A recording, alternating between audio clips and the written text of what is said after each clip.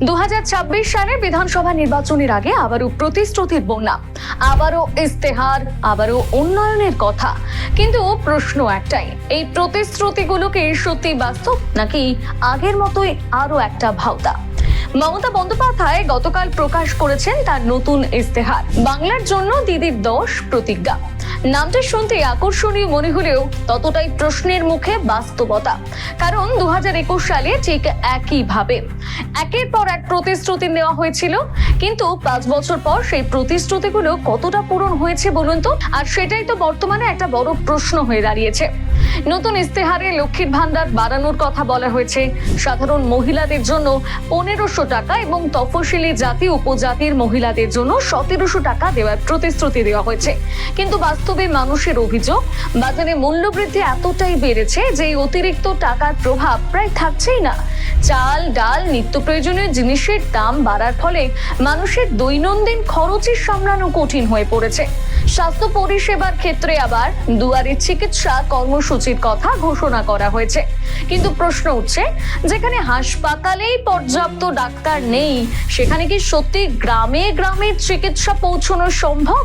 ডাক্তাররা কি সত্যি মানুষের দুয়ারে দুয়ারে ঘুরবে?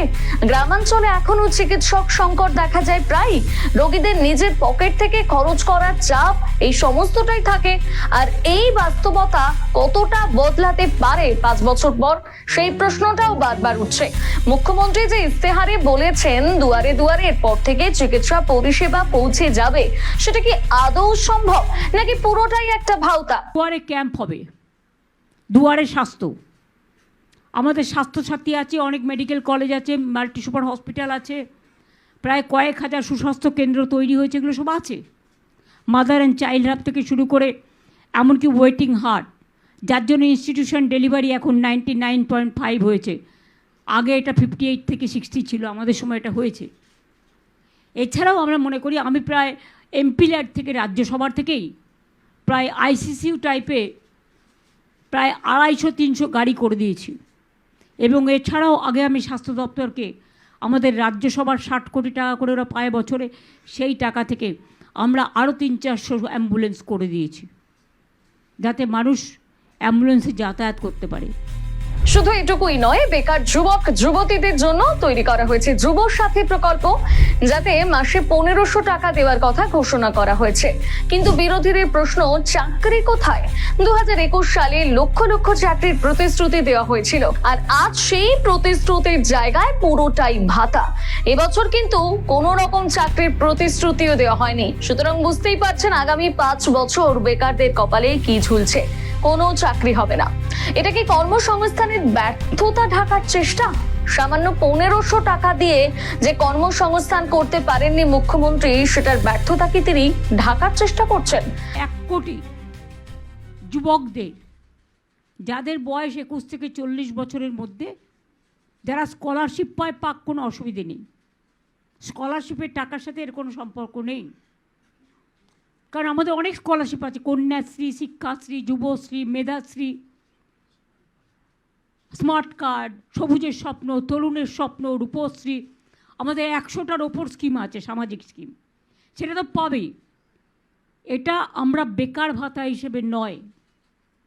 সে যখন পড়াশুনো করবে, পড়াশুনো করা স্কলারশিপ সে পাচ্ছে, কিন্তু তার একটা গাড়ি, মাধ্যমিক পাস কেন বলেছি, তার একটা হাত খরচের জন্য এইটা আমরা দেব যতদিন সে চাকরিটা না পাচ্ছে, এবং তার মধ্যে কর্মসংস্থান পেয়ে যাবে, হয়ে যাবে।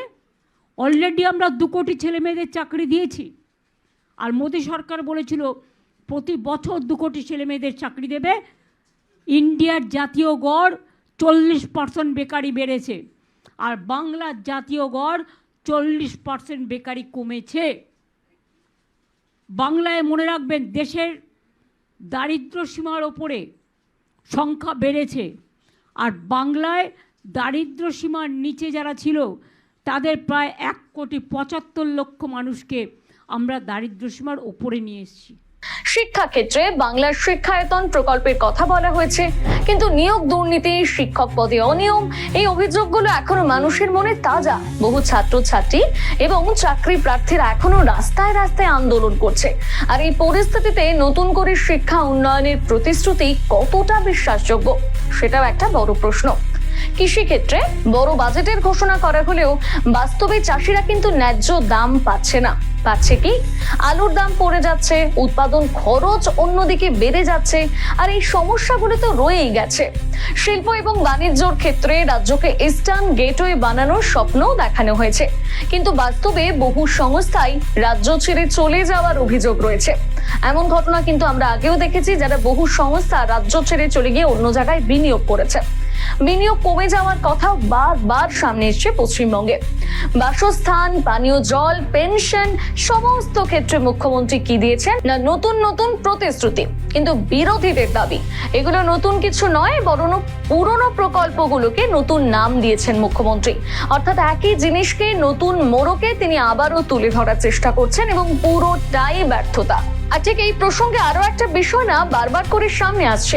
ইস্তেহার প্রকাশের দিন মুখ্যমন্ত্রী সরাসরি আক্রমণ করেছেন কেন্দ্রীয় সরকার এবং বিজেপি নেতৃত্বকে। বিশেষ করে কেন্দ্রীয় বাহিনী মোতায়েন নিয়ে তিনি তীব্র সমালোচনা করেছেন। বিরোধীদের প্রশ্ন, ইস্তেহারের মূল বিষয়গুলো তুলে ধরার বদলে কেন রাজনৈতিক আক্রমণ? ভারতীয় জনতা পার্টির বিরুদ্ধে এই সুর কি আসলে ইস্তেহারের দুর্বলতা ঢাকার চেষ্টা? এই প্রশ্ন উঠছে রাজনৈতিক মহলে। সব মিলিয়ে এই 10 প্রতিজ্ঞা এখন একটা বড় রাজনৈতিক বিতর্কের কেন্দ্রবিন্দুতে পৌঁছেছে। একদিকে প্রতিশ্রুতি, অন্যদিকে বাস্তবতার প্রশ্ন। শেষে একটাই কথা বলার, মানুষ এখন আর শুধু প্রতিশ্রুতি শুনতে চায় না, মানুষ দেখতে চায় বাস্তব কাজ। তাই 2026-এর নির্বাচনে আসল লড়াই শুধু দল বনাম দল নয়, লড়াই প্রতিশ্রুতি বনাম বাস্তবতার।